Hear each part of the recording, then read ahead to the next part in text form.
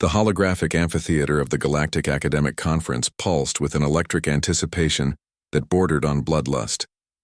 Thousands of alien students from across the known universe had gathered for what had become their most anticipated annual ritual, the comprehensive dismantling of humanity's reputation. Professor Zilnar moved across the stage, a towering Zortak whose reptilian scales shifted between shades of mocking green and condescending blue, a biological tell of emotional states that made his contempt painfully obvious. His six-fingered hands manipulated the holographic controls, with practiced precision, each gesture accompanied by a ripple of derisive laughter from the audience. "Observe," he hissed, his forked tongue flickering between words, the pinnacle of human diplomacy. The first projection erupted into view, footage from the disastrous first contact with the Centauri Concordat. A human diplomatic team, led by what appeared to be a slightly overweight bureaucrat in an ill-fitting suit, stood before a council of crystalline beings. The humans' attempt at a formal greeting devolved into a series of increasingly desperate hand gestures and what could only be described as an accidental interpretive dance. The amphitheater exploded with laughter. Methane-breathing Krell gurgled, with amusement, their translucent bladder sacs expanding and contracting in rhythmic hilarity. The crystalline luminaries projected synchronized waves of derision, their prismatic bodies casting a kaleidoscope of mocking light across the chamber. Lyra 7 sat near the back of the vast hall, her own crystalline form deliberately muted, AOR, sign of academic isolation among her species. While others laughed, she observed, her internal spectral analyzers were always active, always processing, always searching for the details others missed. Shilnar continued his presentation, each new projection more humiliating than the last, a human military exercise that accidentally destroyed 3 diplomatic shuttles, a first contact protocol that resulted in an entire alien delegation being served what was apparently a team-building exercise involving something called trust, falls, and a substance humans referred to as tequila. "These are the beings," Zilnar proclaimed, his voice dripping with academic contempt, that the Galactic Confederation believed could be trusted with interstellar exploration. These unpredictable mammals? More laughter. More mockery. But Lyra 7 noticed something, a pattern beneath the chaos. Micro-expressions, split-second decisions, adaptive responses that seemed almost deliberate. The final projection showed what was meant to be the most humiliating moment, the human delegation at the Epsilon Accords. What should have been a formal treaty signing devolved into what appeared to be complete chaos. A human representative had apparently brought what the records called a PowerPoint presentation that somehow caused the entire alien diplomatic corps to evacuate the chamber in panic. Most saw only the surface absurdity. Lyra 7 saw something else entirely.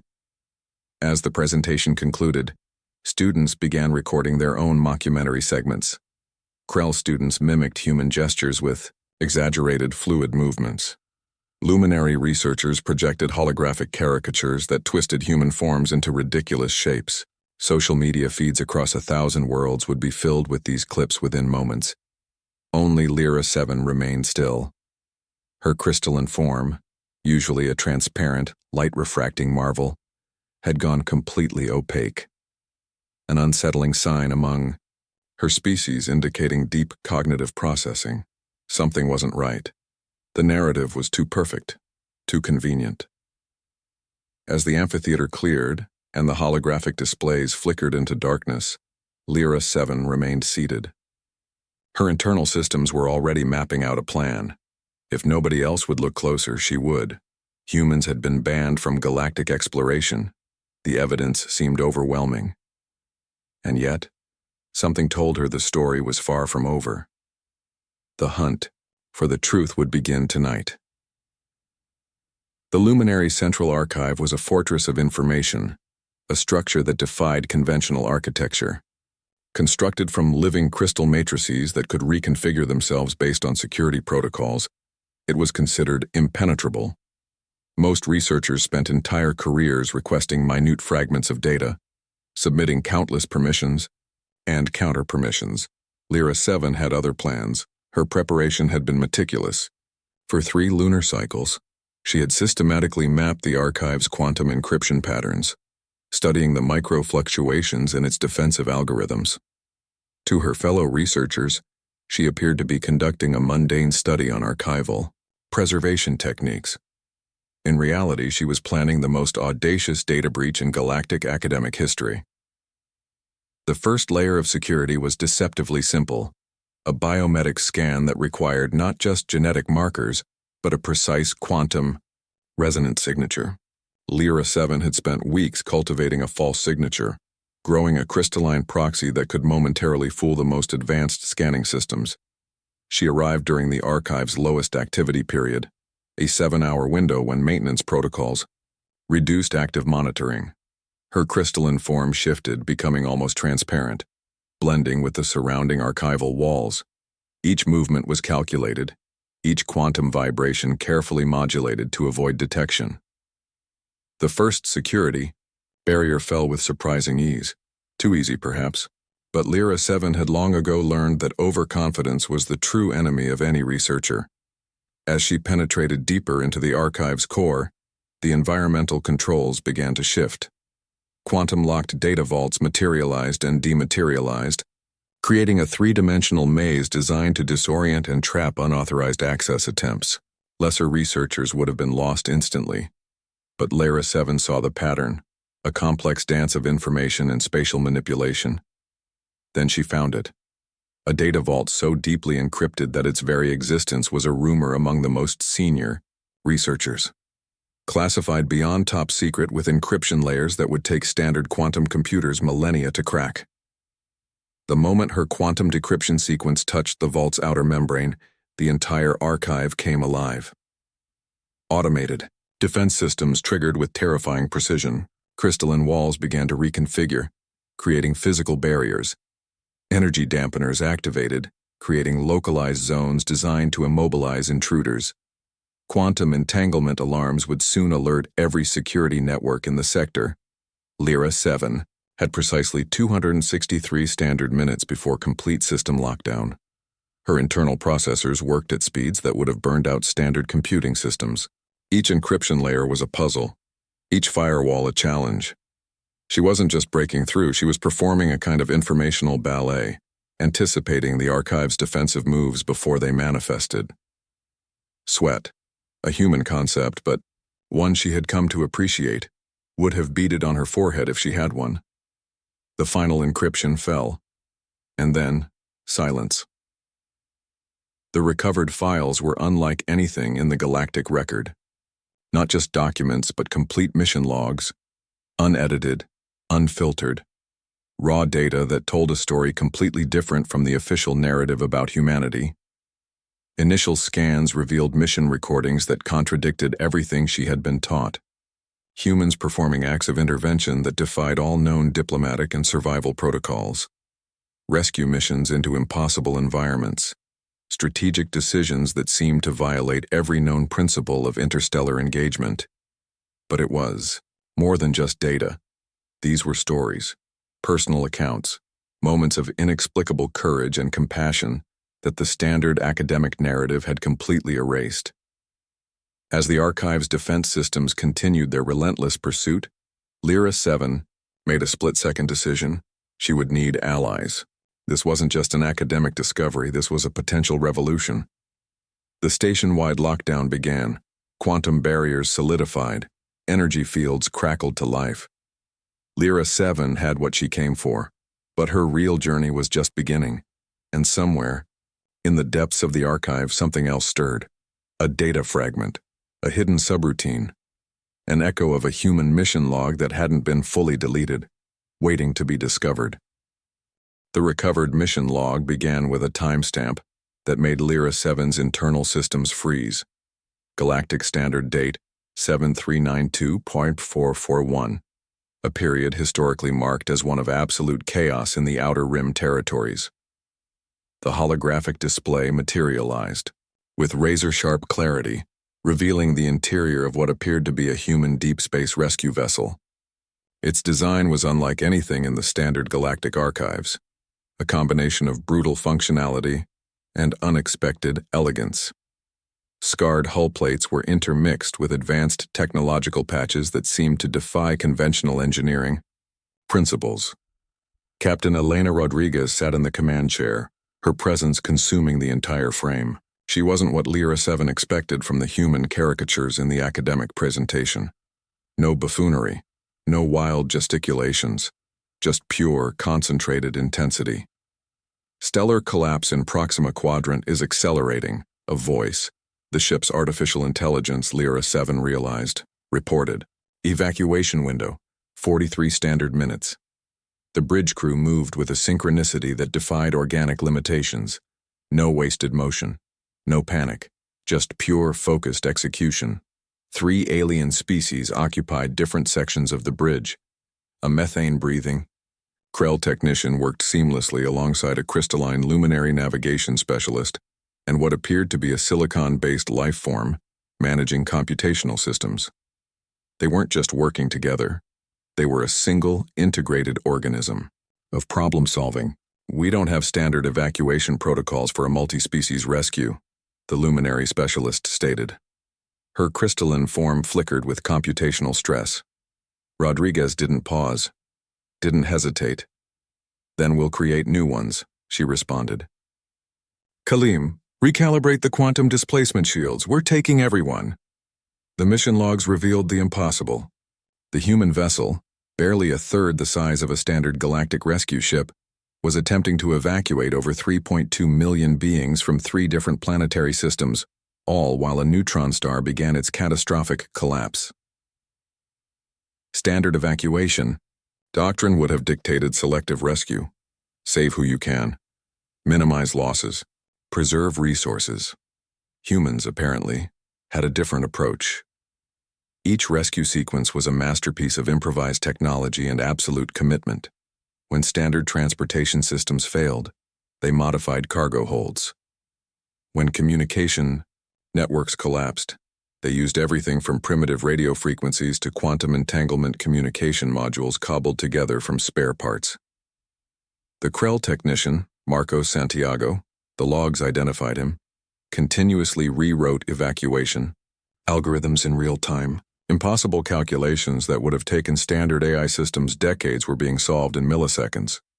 We're not leaving anyone, Rodriguez stated.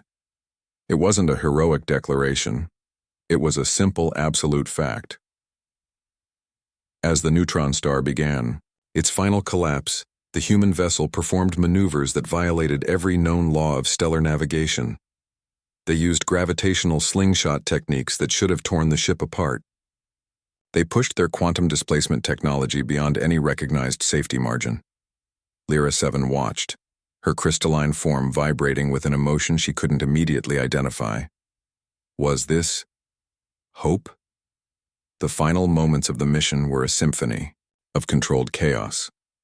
Multiple species who would normally never interact, let alone cooperate, were being transported in conditions that should have been impossible.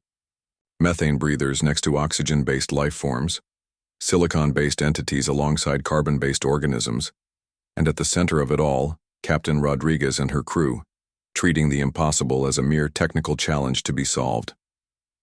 When the mission log finally ended, 3,247,612 beings had been rescued. The human vessel was almost completely destroyed in the process, its systems barely functional. In the standard galactic record, this mission was a footnote, a minor intervention barely worth mentioning. But in the raw, unedited footage, it was something else entirely, a testament to a species that didn't understand the word impossible. Lyra 7's internal systems processed the data, then processed it, again and again. Something fundamental had just changed in her understanding of humanity, and this was just the beginning. The moment Lyra 7 began her presentation, the academic world fractured. The conference hall, a massive crystalline amphitheater designed to showcase intellectual discourse, became a battlefield of information and ideology. What should have been a standard research symposium transformed into something far more volatile. Her first slide appeared, raw, unedited footage from the Proxima intervention, No commentary, no elaboration, just pure, unfiltered evidence. The reaction was instantaneous. Professor Zilnar's reptilian scales turned a mottled, furious purple, a biological response that telegraphed pure, unadulterated rage. His six-fingered hands clenched so tightly that several of his redundant knuckle joints cracked audibly. "This is fabrication," he bellowed, his universal translator struggling to capture the full range of his emotional intensity. Impossible, but the evidence was irrefutable. Lyra 7 had prepared for this moment with a precision that bordered on obsession. Each piece of her presentation was a carefully crafted weapon designed to dismantle the established narrative about humanity piece by piece. Her research team was equally unconventional. Dr. Zara Cattell, a renegade luminary quantum historian. Marcus Reyes, a human data specialist who had been quietly working at the edges of academic research. Krell analyst Nex Poor, whose computational skills were legendary among those who understood true information warfare. They weren't just presenting research. They were launching an intellectual insurgency. The first wave of attacks came quickly. Academic credentials were challenged. Data sources were questioned. Lyra 7 found herself defending not just her research but her entire academic existence. Assassination attempts began within hours of her initial presentation. The first came through a quantum-encrypted data virus designed to fracture her crystalline neural network. Her team's defensive protocols caught it, barely. The second was more direct, a molecular disruptor beam targeted at her primary research facility. "They're trying to erase the evidence," Marcus Reyes noted, his fingers dancing across multiple, holographic interfaces. Standard suppression tactics. But Lyra 7 and her team were always 3 steps ahead. Each attack revealed more about the conspiracy to suppress humanity's true history. Academic firewalls crumbled. Classified archives accidentally became accessible. The more they tried to stop her, the more information leaked. Professor Zilnar marshaled his considerable political resources. Grant funding was threatened. Academic appointments were revoked. Entire research departments were pressured to denounce Lyra 7's findings, yet she remained unbroken. The human data specialist, Marcus, proved to be their most unexpected weapon. He understood systems, not just technological systems, but political, academic, social systems. Every attempt to marginalize them was met with a counter-strategy so elegant, it seemed almost supernatural. "Humans taught me one thing," he would say with a slight smile. "The system is always more fragile than it appears." Their evidence grew. Mission logs, unedited recordings, personal accounts that painted a radically different picture of human intervention across the galaxy. Each revelation was another blow to the established narrative. The academic community split dramatically. Some researchers saw the truth and couldn't look away. Others doubled down on their existing prejudices, refusing to acknowledge the mounting evidence. Nex Poor's computational analysis became crucial. Using techniques that pushed the boundaries of known data science, the Krell analyst began mapping the intricate web of connections that had kept humanity's true nature hidden. "This isn't just academic suppression," Nex Poor reported during a secure communication burst. "This is a systematic effort to control galactic narrative." Lyra 7 understood the stakes now. This was more than an academic discovery. This was a potential revolution. The attacks intensified. Data warfare, character assassination, political maneuvering. But with each attack, their resolve hardened.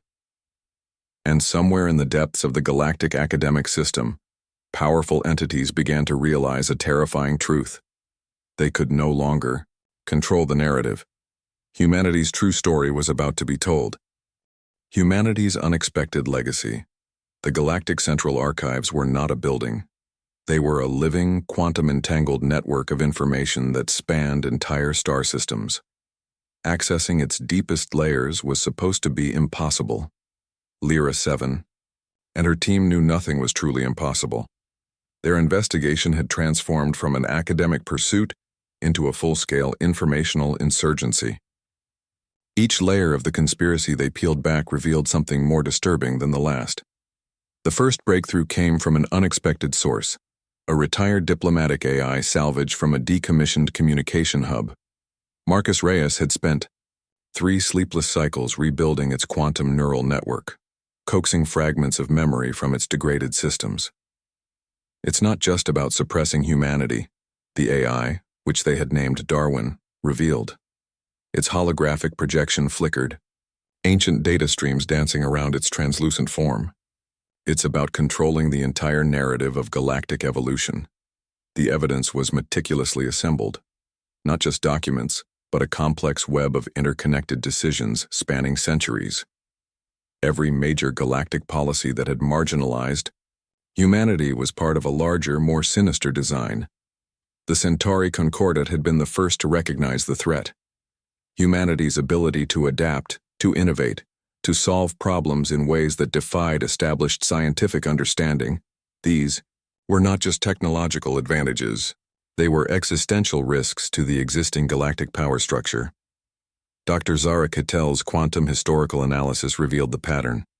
Each time humans had been close to a significant breakthrough, something would happen: a diplomatic incident, a strategic miscalculation, a perfectly timed technological setback. It was never random. It was never an accident. They feared what humans represented, Nexport calculated, quantum algorithms dancing across multiple holographic displays, a species that refused to be constrained by current understanding, a biological and technological wildcard.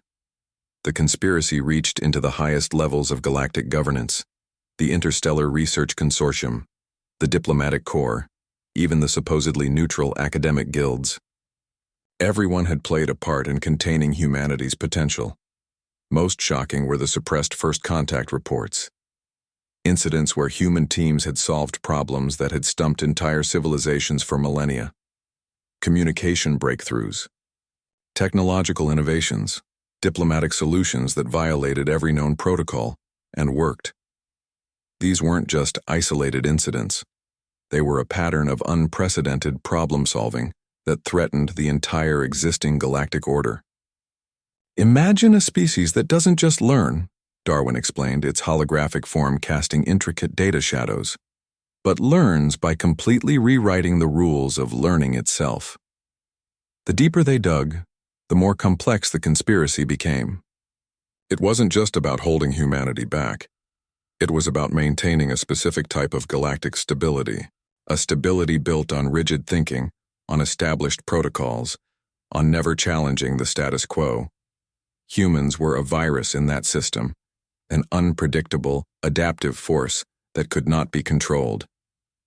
Marcus found the smoking gun in a set of encrypted diplomatic communications, a series of hidden protocols dating back nearly 2 centuries that systematically limited human participation in key galactic initiatives. They weren't just blocking humanity, he said, his voice a mixture of anger and academic fascination. They were engineering our entire evolutionary trajectory. NXPOR's computational analysis revealed the full scope. Every major human limitation, from diplomatic restrictions to technological embargoes, could be traced back to a central governing body: the Stellar Coordination Council. Lyra 7's crystalline form vibrated with the emotion that was part rage, part scientific excitement. This was more than an academic discovery. This was a fundamental challenge to galactic understanding. The final piece came from an unexpected source: a fragmentary transmission, heavily encrypted, from a human deep space exploration vessel that had gone silent decades ago. Its final message was a cryptic warning about the very conspiracy they were now uncovering. "They will try to contain us," the transmission read, "but adaptation is our greatest weapon." As the evidence assembled, Lyra 7 understood the true magnitude of their discovery. This wasn't just about humanity. This was about the fundamental nature of evolution, of progress, of what it means to truly adapt. The galactic conspiracy was about to face its greatest challenge, and humanity was going to rewrite the rules. The Galactic Tribunal Chamber was a marvel of architectural impossibility. Suspended in a quantum-stabilized pocket between 3 collapsing neutron stars, it existed simultaneously in multiple dimensional states. Only the most critical galactic proceedings were ever conducted here. Proceedings that could reshape entire civilizational trajectories. Lyra 7 stood at the center of a maelstrom of political and academic tension that made traditional warfare look like a diplomatic tea party. The chamber itself was alive, literally. Its walls were constructed from responsive biocrystalline matrices that could record, analyze, and participate in proceedings. Every whisper, every micro-expression, every quantum fluctuation of intent would be permanently etched into galactic historical record. Representatives from 742 different species filled the multidimensional viewing platforms. Some appeared physically, others as quantum projections, energy signatures, or pure informational constructs.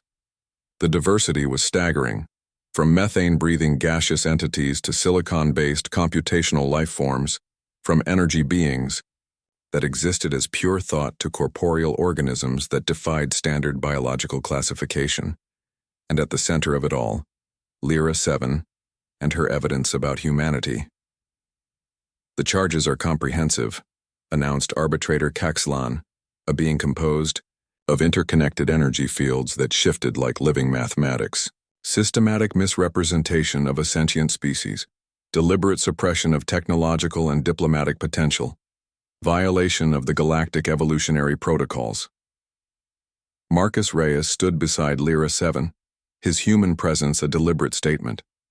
Where other species might have sent diplomatic representatives or legal constructs, humanity sent one of their own. The first wave of evidence was devastating. Mission logs from the Proxima intervention played in hyper-dimensional projection. Each species in the tribunal chamber experienced the footage differently, some through visual spectrums, others through pure informational download, some through empathetic resonance fields. But the core message was universal. Humans had saved 3.2 million lives across multiple species during a stellar collapse, not because of diplomatic mandate, not because of strategic advantage, but simply because they could. Observe the resource inefficiency, one crystalline diplomat attempted to argue. Standard protocol would dictate selective evacuation. Marcus stepped forward. "We don't have standard protocols for saving lives, we have compassion." The tribunal chamber itself seemed to pause. The biocrystalline walls flickered, processing this concept. Expor's computational analysis followed. A comprehensive breakdown of every human intervention, every seemingly chaotic diplomatic incident, every technological breakthrough that had been systematically suppressed. The data was irrefutable. "This is not about individual incidents," Expor's computational voice resonated across dimensional frequencies. "This is about a systematic attempt to suppress an entire species' evolutionary potential." The suppression went deeper than anyone had imagined. Communication blockades, technological embargoes, diplomatic isolation, all designed to prevent humanity from fully engaging with the galactic community. Dr. Zara Cattell presented the historical analysis. Each intervention, each moment of human adaptation, had been a potential turning point in galactic development. And each time, those in power had worked to minimize, to contain, to control. The retired diplomatic AI, Darwin, provided the final devastating testimony. Its quantum memory banks contained decades of suppressed communications, diplomatic negotiations, and strategic discussions that revealed the true depth of the conspiracy. "Humanity represents an evolutionary wildcard," Darwin's holographic projection stated. "Not a threat to be contained, but a potential to be understood." The tribunal chamber began to reconfigure. The biocrystalline walls were no longer just recording. They were actively processing, analyzing, understanding. Lyra 7 realized they were witnessing something unprecedented. Not just a legal proceeding, but a fundamental reassessment of galactic understanding. Marcus leaned close, his voice a quiet whisper. "They're finally seeing us." The charges against the Stellar Coordination Council were mounting. Systematic suppression, violation of sentient species protocols, deliberate manipulation of evolutionary trajectories. But the real trial was about something much larger. It was a trial of understanding, of recognizing potential, of acknowledging that adaptation, true fundamental adaptation, was the most powerful force in the universe. As the proceedings continued, one thing became crystal clear. The galaxy would never be the same again. Humanity was about to be unleashed. The moment the tribunal's verdict was announced, the galaxy held its collective breath. Quantum communication networks erupted. Information cascaded across millions of star systems faster than light, carrying a message that would fundamentally reshape galactic civilization. The ban on human participation was not just lifted, it was demolished with such comprehensive thoroughness that it left a crater in the existing political infrastructure. But verdicts are one thing. Implementation is another entirely. Lyra 7 understood that true change would happen in the margins.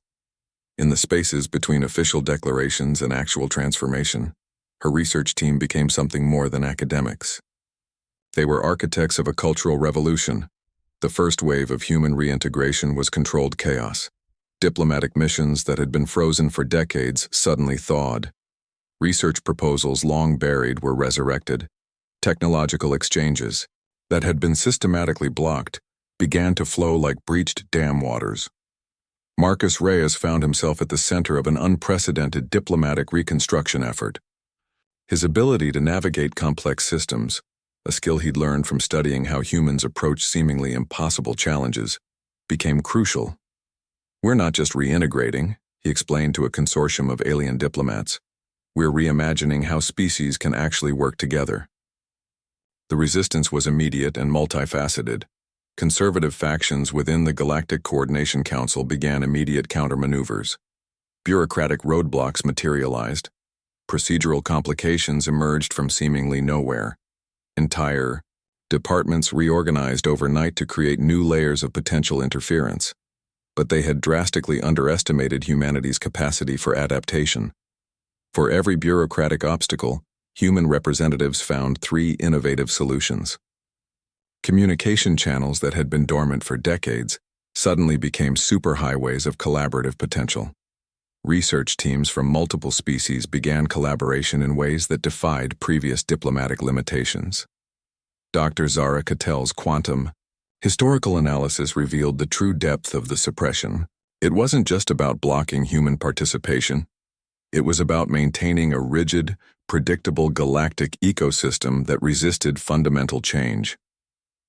Expor's computational models showed something even more profound. The conspiracy against humanity wasn't just political, it was a systemic fear of unpredictability. Humans represent pure adaptive potential, Nexpor calculated, holographic projections dancing with complex algorithmic patterns. They don't just solve problems, they redefine the entire concept of problem solving. The most unexpected victories came from the most unexpected places. A human xenobiologist developed a communication protocol that allowed methane-breathing species to interact with oxygen-based lifeforms for the first time in galactic history. A human engineer redesigned quantum communication arrays that increased interstellar communication efficiency by 427%. Each breakthrough was another nail in the coffin of the old system. The retired diplomatic AI, Darwin, became a crucial ally. Its vast memory banks, combined with human innovative thinking, began dismantling centuries of calcified diplomatic protocols. Adaptation is not just a strategy, Darwin would repeatedly emphasize in diplomatic sessions. It is the fundamental language of progress. Underground human sympathizer networks that had existed in the shadows for decades suddenly emerged. These weren't militant groups. They were networks of researchers, diplomats, engineers, individuals who had maintained hope during humanity's forced isolation. Lyra 7 watched the transformation with a mixture of scientific fascination and something closer to emotional investment. Her own research had become more than an academic pursuit. It was a cultural movement. The most powerful moment came unexpectedly. During a routine diplomatic exchange, a human representative was faced with an impossible diplomatic scenario, the kind of situation that would have historically resulted in conflict or withdrawal. Instead, they invented an entirely new form of negotiation. Live planetary broadcasts captured the moment. Species across the galaxy watched as traditional diplomatic gridlock was simply circumvented, not through force, not through aggression, but through a combination of empathy, creativity, and an absolute refusal to accept limitation. The old guard of galactic politics watched in horror. The younger generations watched in wonder. Humanity wasn't just being reintegrated. They were rewriting the fundamental rules of galactic interaction, and they were just getting started. The Galactic Convergence Summit was more than a diplomatic meeting. It was a moment of collective transformation. Representatives from 1247 different species gathered on a constructed megastructure that defied conventional physics, a meeting place existing simultaneously in multiple dimensional states. At the center of it all stood the human delegation, no longer supplicants but equal participants in a galactic conversation. Captain Elena Rodriguez, the same commander from the Proxima intervention, led the human contingent. Her presence was a statement. No fancy diplomatic attire, no elaborate ceremonial dress, just the same utilitarian uniform she had worn during her most critical rescue missions. Lyra 7 watched from the observation platform, her crystalline form vibrating with anticipation. The summit's primary agenda was deceptively simple, redefining galactic cooperation. But everyone understood the true stakes. This was about reimagining what was possible when species truly collaborated. Marcus Reyes presented the first comprehensive proposal, a complete restructuring of interstellar research and diplomatic protocols. It wasn't a document, it was a living, adaptive framework that could evolve in real time. Traditional diplomatic documents were static. This was fluid, responsive, alive. We're not asking for integration, Marcus explained, holographic projections dancing around him. We're proposing a new way of existing together. The most conservative galactic representatives tried their traditional obstructionist tactics, procedural challenges, bureaucratic complications, the kind of maneuvers that had worked for millennia to maintain the status quo. They might as well have been throwing pebbles against a quantum storm. Expor's computational analysis dismantled each objection before it could fully form. Dr. Zara, Catel's historical perspectives provided context that made their arguments seem embarrassingly antiquated. The retired diplomatic AI, Darwin, processed and countered diplomatic complications at speeds that made previous negotiation systems look like primitive abacuses. But the true revolution wasn't in the words. It was in the approach.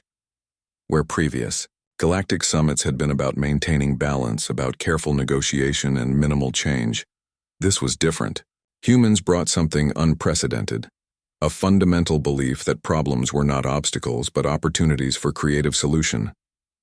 A methane-breathing Krell diplomat attempted to raise a traditional procedural objection. Before they could complete the formal statement, a human xenolinguist had already developed a communication bridge that transformed the potential conflict into a collaborative moment. Captain Rodriguez remained mostly silent, but her presence was a constant reminder of the Proxima intervention, of the 3.2 million lives saved through pure, unadulterated human determination.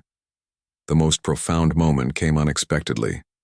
A representative from a species that had been most adamant about human exclusion presented what they believed was an unresolvable diplomatic challenge, a centuries-old territorial dispute that had defied all previous negotiation attempts. The human team didn't debate. They didn't argue. They literally redesigned the entire conceptual framework of the dispute. Their solution was so elegantly simple, so fundamentally innovative, that the entire summit went silent. Darwin's quantum processing captured the moment. Not just the words, but the subtle quantum resonances of collective understanding. A moment when an entire galactic civilization simultaneously recognized that everything they understood about cooperation was about to change. Lyra 7 realized she was witnessing more than a diplomatic summit. This was an evolutionary moment. The final resolution wasn't a document. It was a living, adaptive framework that could evolve in real time. Traditional diplomatic agreements were static. This was fluid, responsive, alive. As the summit concluded, the human delegation didn't celebrate. They were already working on the next challenge, the next problem to solve. The next opportunity to demonstrate that limitation was just another word for potential. The retired diplomatic AI, Darwin, transmitted a final encrypted message that would be decoded across generations. Humanity's greatest strength was never its technology, never its military might. It was the absolute, fundamental refusal to accept that something was impossible. Outside the summit structure, stellar cartographers were already redrawing galactic maps. Research teams from multiple species were forming, collaborations that would have been unimaginable weeks earlier. Communication networks pulsed with a new kind of energy. The ban was more than lifted. The very concept of limitation had been transformed. Humanity wasn't just returning to the galactic stage.